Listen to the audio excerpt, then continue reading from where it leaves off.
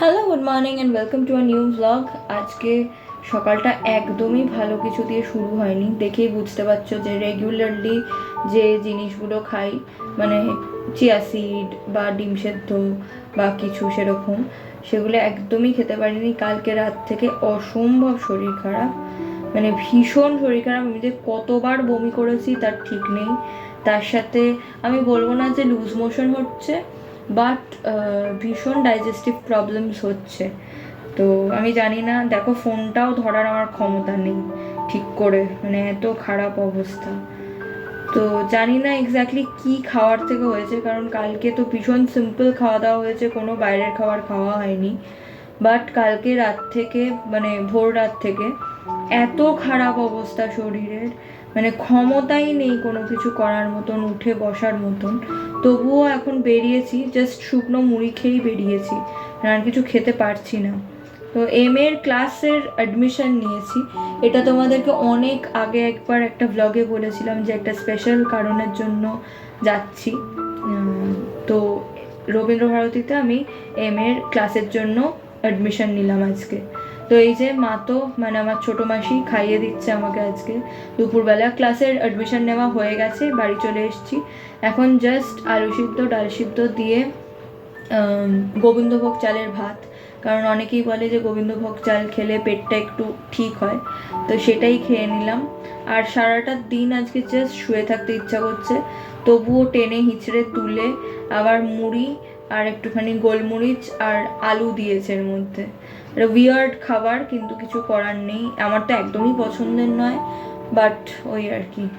আর চা খাচ্ছি, চাটা একটু খেতে ভালোবাসি বলে মানে চাটা খেয়ে নিচ্ছি। ঠিক আছে, অতটা অসুবিধা হবে না, মানে আশা করি। মানে কালকে তো কিছুই খাইনি, তাও এত শরীর খারাপ যে কিছু বলারই নেই। আর এখন রাত্রিবেলার ডিনারটা আমি গুছিয়ে দিচ্ছি, কি করব, মারও তো শরীর খারাপ। তো আর সবারই আর কি শরীর খুব খারাপ, এমন না যে বাকিরা, বাবা বা মা তো খুব ফিট আছে। তো যাই হোক, এখন পাশের বাড়ির আন্টি এসেছিল, মানে ওপরতলার আন্টি এসেছিল মাকে দেখতে।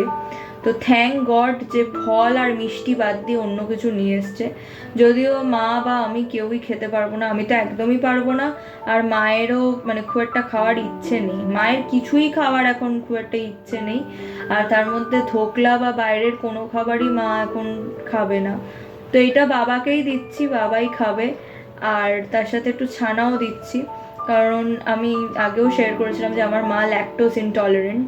ওই জন্য ডক্টর বলেছেন যে আপনি ছানা বা দই খেতে পারেন, দুধটা অ্যাভয়েড করবেন। তো রাত্রিবেলা মা বাবা প্রতিদিনই প্রায় ছানা খায়, আমি খাই না, আমার একদমই ভাল লাগে না। তো সেই ছানাটা তাই জন্য দিচ্ছি, মাকেও দেব। মা একটা ডিফারেন্ট খাবার খাচ্ছে আজকে, আমি একটা ডিফারেন্ট খাবার খাচ্ছি, আর বাবা একটা ডিফারেন্ট খাবার খাচ্ছে। তো টাচউড যে বাবাই এখনো পর্যন্ত সুস্থ আছে, তাই জন্য বাবাকেই বাইরের খাবারটা দিলাম।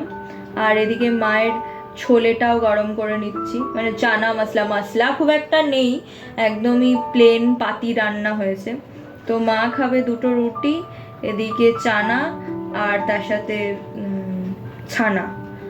তো আর একটা ডিম সিদ্ধও দেবো, মানে ডক্টর বলেছেন যে একটু প্রোটিন ইনটেকটা বাড়াতে। তো মায়ের তো একেবারেই খাওয়ার কোনো ইচ্ছে নেই। তবে যাই হোক, এই করে করে যদি একটু, তবে হ্যাঁ, অপারেশনের পরেই যেরকম সিচুয়েশন ছিল তার থেকে একটু বেটার হয়েছে বলা যায়। এখন একটু তাও কিছু দিলে খাচ্ছে, বা মানে একটু মুখের রুচিটাও ফিরেছে।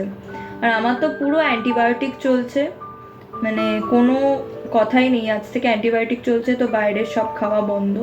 এইটা দেখে হয়তো মনে হচ্ছে বিশাল টেস্টি কিছু, বাট একদমই না। একদম একটা মশলা ছাড়া চিকেনের স্টু টাইপের একটা ঝোল বানানো হয়েছে, আর সেই সকালবেলার যে ভাত রয়েছে ওই ভাতটাই খাচ্ছি, ব্যাস। তো আজকের ব্লগটা এই পর্যন্তই। ব্লগে আজকে প্রায় কিছুই নেই, খালি অসুস্থতার গল্প।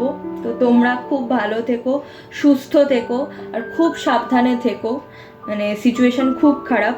আজকের ব্লগটা এই পর্যন্তই, দেখা হবে নতুন আরেকটা ব্লগে।